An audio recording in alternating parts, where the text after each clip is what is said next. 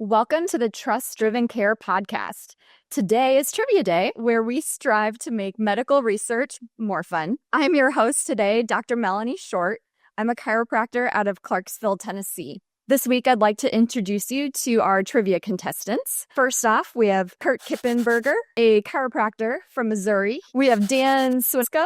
He is a physical therapist from Scottsdale, Arizona. We have Amanda Satterlee, a chiropractic radiologist from Las Vegas, Nevada. And we have Ed LaCara, who is a sports medicine specialist from Dallas, Texas. What's up, everybody?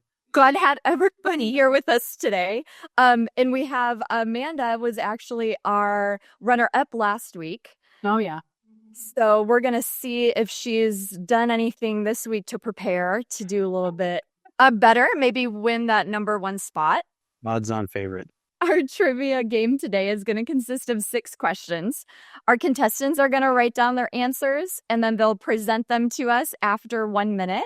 Each question is going to be worth 10 points today. So you have up to 60 points to get. And whoever the winner is, one will get bragging rights to the next week. And they will also get a donation towards whatever state medical organization that they'd like to donate to in their name. All right, so we're going to get started.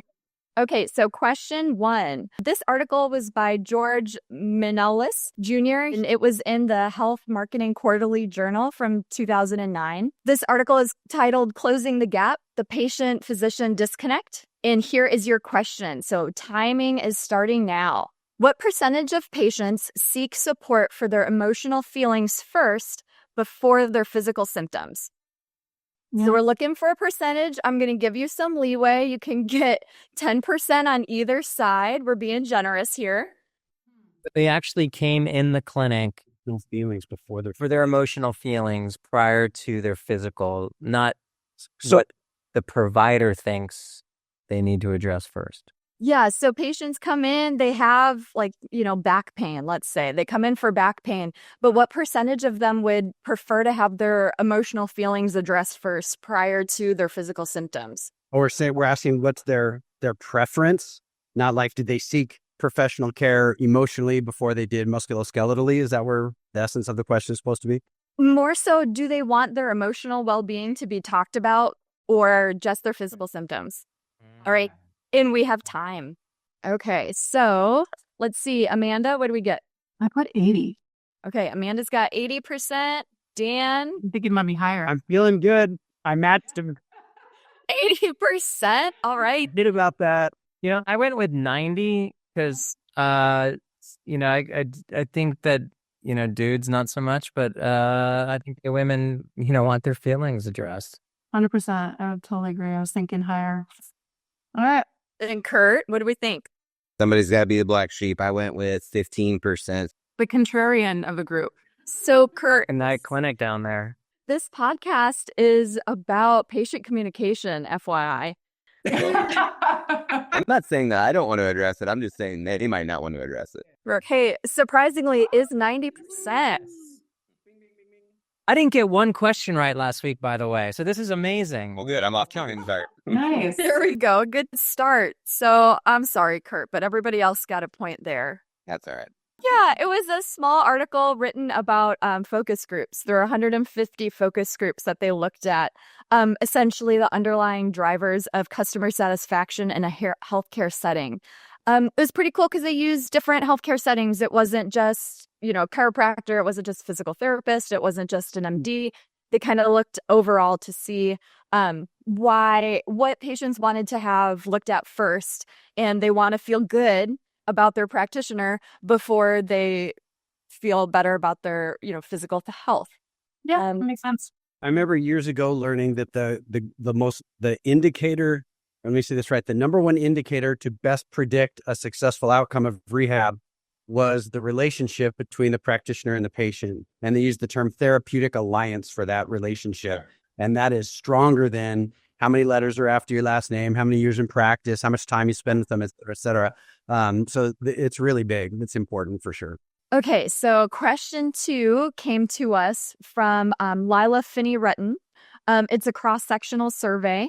and it's from the Advanced Therapy Journal from 2016. It was titled Health Self-Efficacy Among Populations with Multiple Chronic Conditions, the Value of Patient-Centered Communication. And your question is, the association between patient-centered care and self-efficacy was the greatest among patients diagnosed with, you have multiple choice here. So you have A, diabetes, B, depression, anxiety, or C, orthopedic injuries. So we're looking at chronic illnesses and what has patient-centered care help with? So it helps with most patients. I mean, if we're thinking about our patients, we should be patient-centered. But what patients came out on top? If they have their kind of emotional state being addressed during their appointment, which chronic illness came up on top with the highest self-efficacy after that? That is your time. Dang. Okay. Okay, Ed, do you have yours up? I do. Okay, so Ed has A. Dan, what did you have? With B. Okay. Amanda? Yeah, I went with A as well. A. And Kurt? Yeah, and somebody's got to be a black sheep. I went with C. Gotta be. B. I wanted D, all of the above, but that was not an option. I know. Somebody's got to be on top. It was B, depression and anxiety patients. E, how about that? Oh, good job. I thought that was a trap.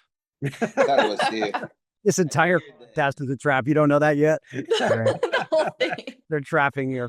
I think orthopedic injuries, if they don't get the biopsychosocial right, they tend to not do very well. But I think you could make an argument for, I mean, I don't know what the study said about, it was greatest apparently with B, but was it by a whisker? Because it's got to be really important for all of them. Yeah. Yeah, agreed. I was wondering that too. Yeah. Definitely. I don't believe that they put the percentage of each. They just said that depression and anxiety patients came on top. Yeah. And they that pie chart had to be close. and they could have like depression, anxiety, and diabetes, depression, anxiety, and an orthopedic injury. They all exactly. right? That's right. These patients with chronic illnesses usually have more than one thing going on. There's a lot of comorbidities. Agreed. Okay. Here's horse crap. Throw it out.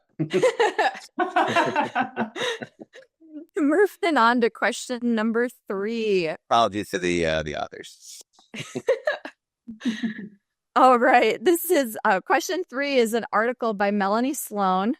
It's in the Rheumatology Advances in Practice Journal from 2020. It is titled, Is It Me? The Impact of Patient-Physician Interactions on Lupus Patients' Psychological Well-Being, Cognition, and Healthcare-Seeking Behavior. All right, so your question is, what may lead to more trusting medical relationships and therefore positive health-seeking behaviors? So A is accessibility of the provider, B is body language, and C is success of the treatment. So what is going to make your patients feel more trusting towards that patient-physician relationship? Interesting. Now, this article will kind of give you guys more information after we find out our answer. But there were 6 principal themes that these authors found, and I found it really interesting. So I'm looking forward to sharing that with you guys. And that is your time. Okay, so let's start with Amanda this time. I said A. Accessibility. We got A. Kurt, what did you get? I went with A as well. Now I feel much better about my answer. Okay. Let's see if you get on the board here. Dan? I thought about A pretty hard, but I opted for B. Okay. That was my second. I don't know. And Ed? I went with Dan. I think body language plays a huge role, staying away from the computer. Actually, I can't believe how many patients tell me they went to go see a different provider and they just stared at the computer while they were talking to him. That drives me insane. I completely agree. I actually had, speaking of this with lupus, I remember a long time ago, I have vitiligo. And a long time ago, when I was first losing my pigment, I remember going into a doctor and he didn't even look at me. And as he was looking at his little chart, yeah, we're going to test you for lupus because, you might have, that's like to me, I like lupus, that's huge. And he couldn't even look at me in the eyeball. I was like, I was like, what just happened?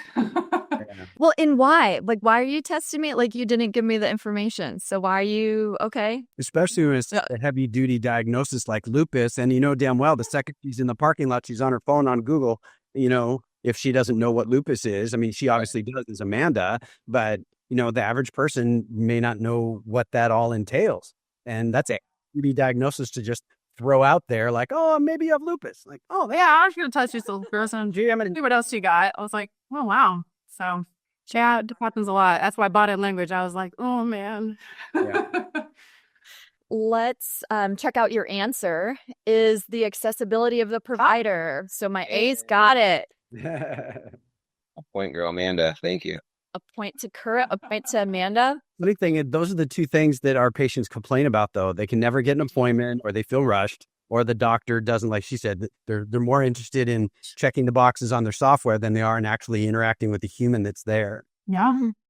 In this article, too, they talked about being able to actually talk to the doctor. So you have a question and you call the office, and the office manager says, okay, they'll get back to you, or I'll get you an answer. And it takes it might be, 48 to 72 hours. And then after 3 days, you call back and they still don't have an answer. And it's, it'll be 48 to 72 hours. So being able to actually get in touch with the physician in a reasonable amount of time was really important. I wanted to read you guys the 6 principal themes that the study came up with too, because I thought they were important and interesting. And a lot of this patient communication research is new, so we're still kind of learning about it. Number 1 was the impact of the diagnostic journey. Number 2, the influence of key physicians on patient trust and security. The disparities in the patient-physician priorities. 4 was the persisting insecurity and distrust. And 5 was the changes to the healthcare seeking behaviors. And 6 was empowerment, including shared medical decision-making and knowledge acquisition. These themes are what are going to help our patients feel like they have all the tools that they need in order to seek good healthcare providers and actually get the answers that they want in their treatment. Maybe get some more trust in those medical providers that they found. Yeah. Imagine a practice where patient engagement is seamless and unified. With trust-driven care, connect with patients across text, email, social media, and Google Business Chat, all on autopilot. Empower your team to step in effortlessly and engage in real time from anywhere. Say goodbye to multiple software and hello to a simplified practice and life. Trust-driven care is the all-in-one solution to save time, boost revenue, and build patient loyalty. Book your demo today and watch your schedule start to fill up. Now, back to the show. 3 questions in. Nobody's gotten all 3, but still one. Nice to let you know I'm on the board. Yes. Amanda and Dan are tied with 20 points. And Ed and Kurt are tied with 10 points. We got to team up, Ed. We got this. God. How's everybody feeling? Oh, pretty good. Good. Interesting. A little lost, a little lonely. We went through a software switch last week, so my brain's mush. I'm gonna blame it on that. Oh, well, Same reason. Well, and like I said, a lot of this research, stuff I'm bringing to you guys is new stuff. And a lot of it is, individual articles on case studies and things like that. There haven't been really huge studies on patient communication because we're just realizing within the last 10 years or so that this is important and our patients are going to get much better results if we actually talk to them the way they should be talked to. Yeah. Take a couple Weird minutes, thought, isn't it? right? It feels like an obvious, thing, right? I mean, I don't know, but it's funny how that works. Well, what's really funny is that I think was highly prevalent in our early 20th century physicians, and then technology and volume and insurance companies and all that stuff kind of blew away that opportunity to really connect with people. So I think, it's exciting to be a part of a different drive to talk to our patients and actually like them. I agree. Yeah, it's pretty crazy. I finished a nursing degree last year, and it was really surprising and eye-opening how much emphasis was put on the biopsychosocial component as a nurse. It totally opened up it's totally changed the way that I communicate with my patients. And I thought I communicated pretty well, but I was really impressed with how patient-centered it was. Awesome. That's rad. That's cool. Yeah. That's good to hear. All right. Are you guys feeling ready? We got 3 more to go. Very good.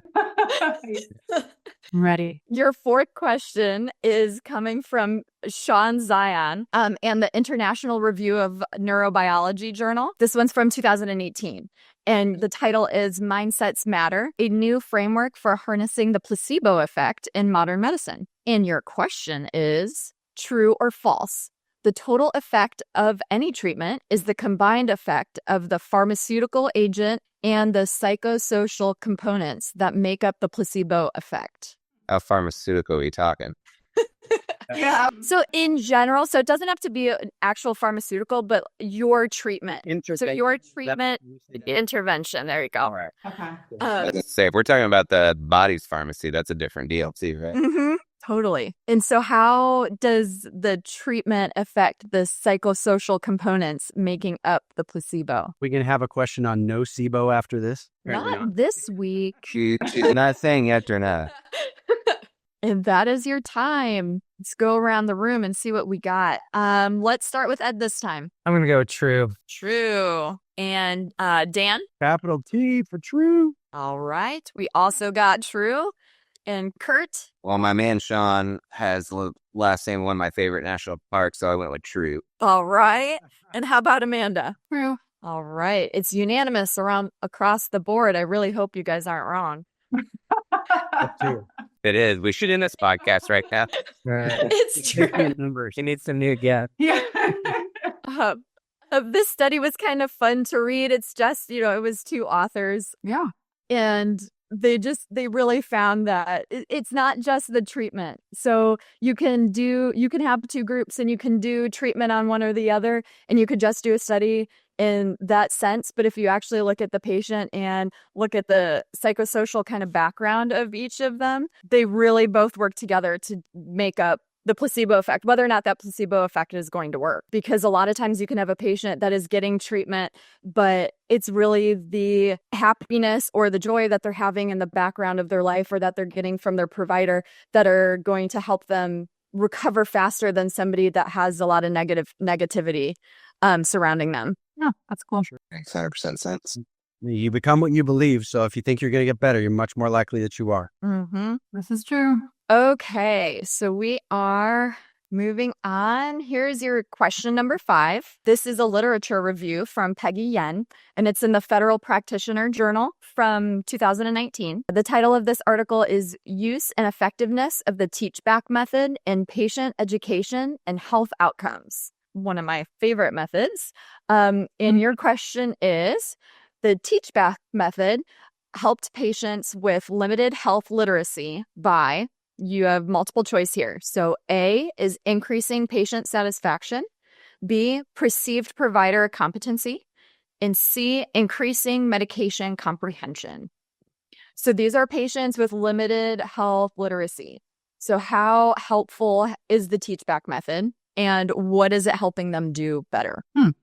Okay.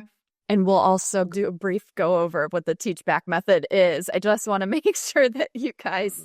I started giggling because blindly go into the question. Yeah. we started in this company, I don't know how long ago, but Josh, dove into a lot of the research in the beginning. And I swear, we started using the teach-back method in our arguments. I was like, what is this teach-back? And I was like, it makes perfect sense now.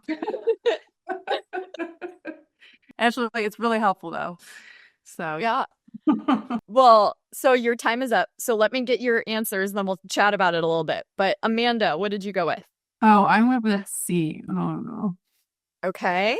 And Kurt, what did you go with? I got a C as well. Okay. Dan? I went for B. Maybe I'm the black sheep this time. Okay. Oh. There's always got to be one. And Ed? I went C. Okay. Ruh-roh. Maybe he's the right one. No. Yeah. Okay. And your answer was C. Dan Swinsko, you slayer, you. Total honesty, I've never heard the term teach-back method prior to right now. So, wow, that. Actually, you have. It's just in a different way. We call it Yeah. bad cop, or good cop, bad cop in SFMA and FMS, right? So it's like, show me good cop. Okay, now show me bad cop. You just taught them, and they taught it back to you. It's what I thought it meant. But yeah. I didn't think we'd have a medication comprehension answer. Well, think about like biomechanics, comprehension, or stability motor control comprehension. Oh, because I took the word medication literally, so maybe I shouldn't have done that. I actually almost brought that up, and then I wanted to build a Trojan horse to beat Dan. Well, in this, in this study, it was by using medication. It wasn't just treatment. So that's why we stayed true to the study. But yeah, essentially teach back is just you want that patient to be able to verbally or physically show you that they know what you just told them. So when they go home, they don't go, oh, well, I forgot, and their compliance is not so great. Can you use it in a sentence or give the country of origin? Funny. We need to look up the Webster's dictionary version. Yes. I'll have that. I was terrible at spelling bees, though, so I actually used all of those questions. We'll definitely have more teach back on this podcast, probably weekly. So tune back in for a full review next week. We're going to move on to question 6, your last question. And right now we're seeing, Amanda, you have 4. Everybody else has 3. So No more.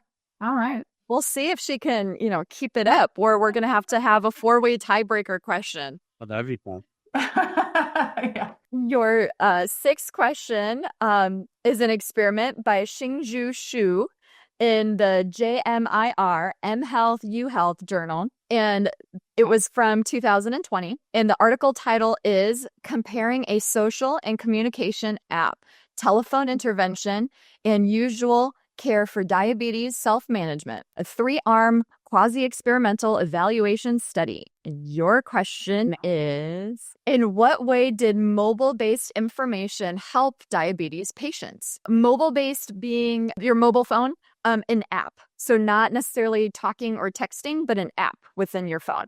A is significantly reduced hemoglobin A1C. B, decreased medication compliance. C, increased blood glucose levels. I feel like this is a trick question.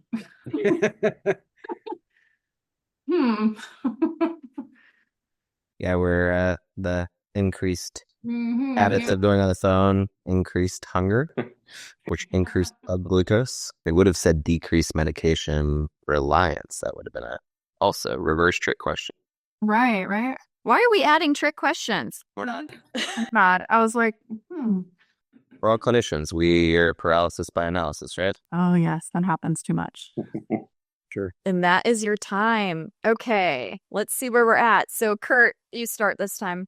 Oh dear. Well, I either took the bait or ran with it. I went with A. Okay. And Dan? I did the same. Okay. Ed? Boys, no A.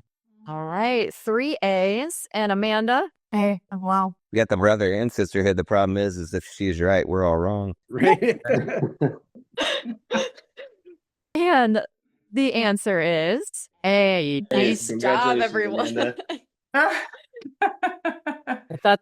I thought for sure you were going to come back and say, yes, mobile-based information actually decreases people's positive outcomes because C are not good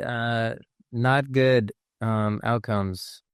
Do any of you use an app or any sort of way to get patient compliance or like to send information via app or like text message, anything like that? I've been using Trainerize for some things. I've been using it for home exercise programs for quite a long time. Oh, nice. But now they've started to add, there's some nice little add-ons now, like I can do habits. So I let patients choose what they want to become, like what they want to be reminded about. Because what I found is that not everybody wants everything. So somebody might want a sleep habit. So they'll get like texts about, okay, start shutting down your video like half an hour before, just kind of like little reminders. Yeah. The home exercise stuff I think has always been pretty good with it, but I like the little habits, and we do a lot of weight loss in our clinic as well, so they can basically log their protein intake, and I try to keep the diet stuff super simple. So it's interesting how many people really do not want to download a new app, but the ones that do seem to like the techie component. Oh, nice. Yeah, I was really interested in that.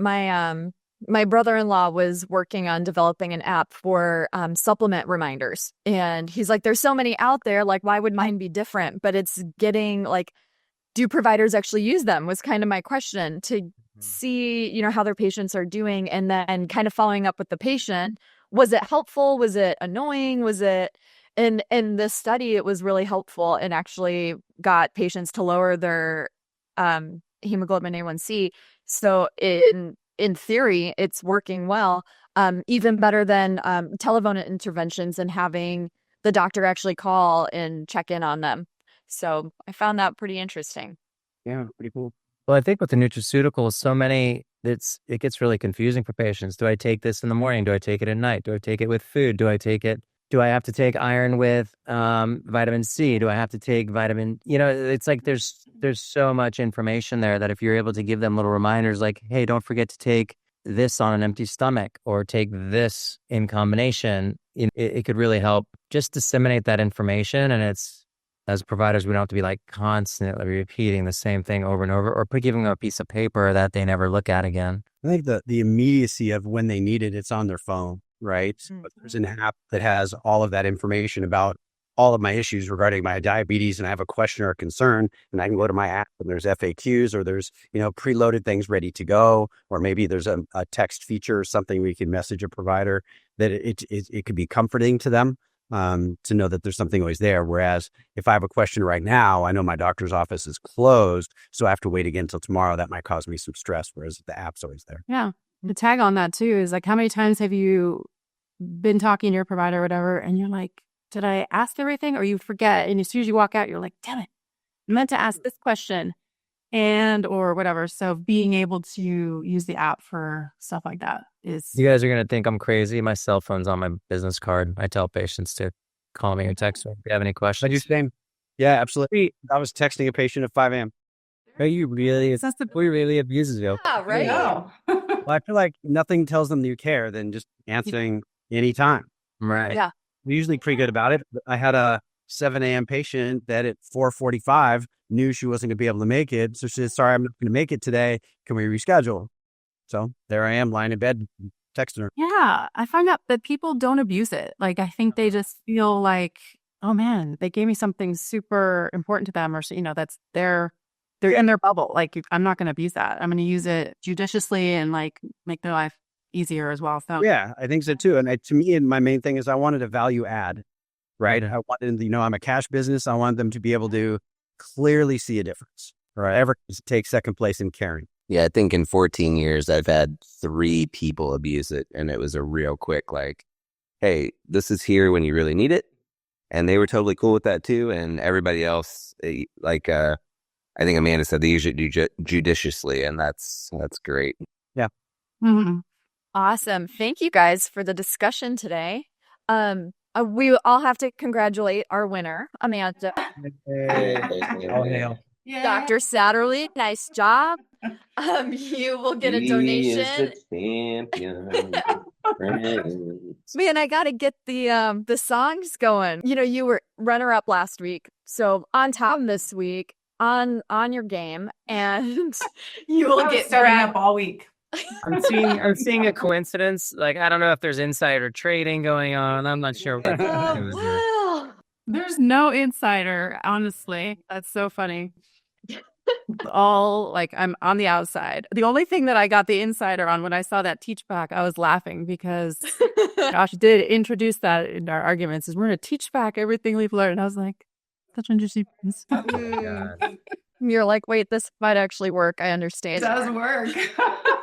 I hope clothes were removed prior to. I was going to say, arguing naked always works too. Like, This is a rated G podcast. And we're still recording. is there even a rated G anymore? I don't even think that's. I don't think so. Nothing is C anymore. We're just talking about that with my kids. I've heard like PG 14 and 15. I'm like, where did that come from? These are all made up. Yeah. Okay. I saw PG 16 too. I'm like, what is that? Oh, interesting. Well, I want to thank you all for joining us on our learning journey today. I want you to come back next week and we can discuss more stimulating medical research. Thank you. Thanks for having me. Thanks, guys. Thanks. Thank you. Thanks for tuning in to this episode of Trust Driven Trivia, brought to you by Trust Driven Care. Imagine a world where all your patient communication is in one place, seamless, effortless, and on autopilot. That's the power of Trust Driven Care. If you're ready to streamline your practice, check out trustdrivencare.com and see what's possible. Join us next week for more laughs, new guests, and fresh questions that turn medical research into pure fun. Trust Driven Trivia, making healthcare knowledge exciting, one question at a time.